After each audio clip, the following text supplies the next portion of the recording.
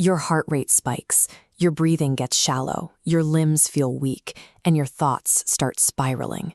When you are staring down a daunting task or a high-stakes decision, panic takes over your nervous system.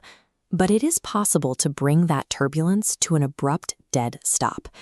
We experience this modern stress before presentations, exams, or major life changes. Thousands of years ago, the warrior Arjuna experienced this exact same physiological collapse, trembling and paralyzed by the fear of losing his loved ones, right before the massive battle of Kurukshetra. His crisis prompted a response that has been passed down from teacher to student for centuries.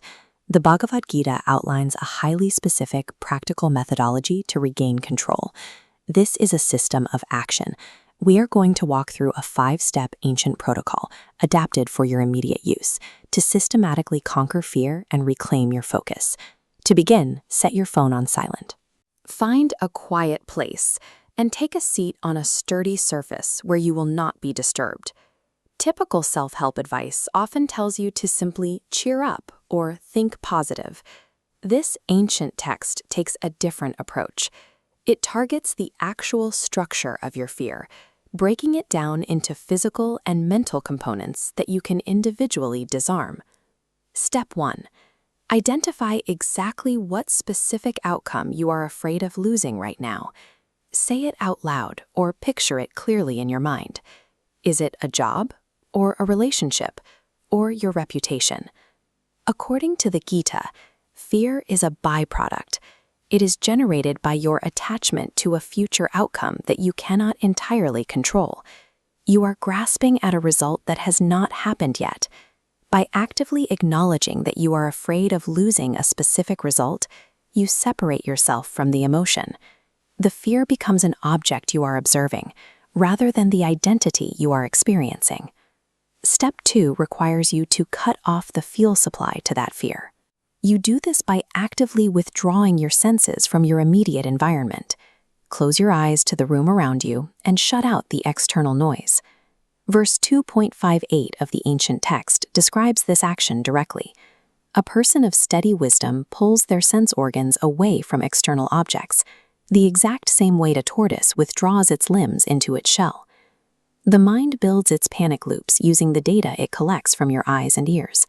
By temporarily severing that external sensory input, you starve the anxiety of the fresh information it needs to keep spiraling.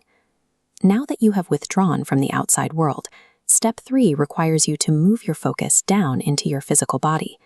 The text outlines precise postures in verses 5.27 and 6.13 to ground your nervous system. Sit firmly.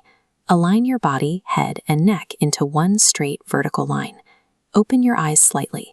Fix your gaze strictly on the tip of your nose or between your eyebrows. Regulate your breathing.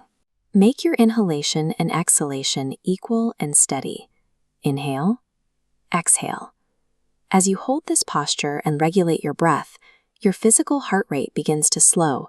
The trembling in your limbs stops. Your body registers that the immediate physical danger has passed. You cannot command a panicked mind to suddenly calm down. You must first physically deactivate the body's structural and respiratory alarms before the brain will listen to reason. With your body physically grounded, we move to step 4, reframing the mind. Commit entirely to the immediate task in front of you, whether studying, writing, or speaking, but completely abandon your anxiety over the final grade, the profit, or the applause. The text advises offering the results of all your actions to a higher power or a greater purpose.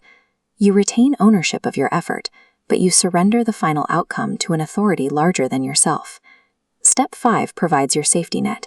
You will fail at maintaining this focus. The mind is inherently unstable, and it will eventually drift back toward fear and distraction. This brings us to the concept of abhyasa, or repeated practice. Catch your mind wandering and actively drag it back to your breathing and immediate task. A successful practice isn't marked by perfect focus. The win is the act of returning to the center, repeatedly. True mental resilience is built precisely in those moments of correction. By repeatedly catching your wandering mind and pulling it back, you turn a point of vulnerability into active strength. Take one final deep breath, hold it at the top, and exhale smoothly to lock in your physical posture. Take a moment to contrast the way your body feels right now with the paralyzing panic you were experiencing just 6 minutes ago. This stabilized, grounded condition is what the text calls mental tranquility. You are detached from the outcome, completely in control of your senses, and fully ready for action. Bookmark this tortoise protocol. Use it before your next exam, your next major presentation, or any event that triggers your fear response. We rarely have the option to step away from the challenges in front of us. Victory requires mastering your internal response to the battlefield through deliberate, continuous practice.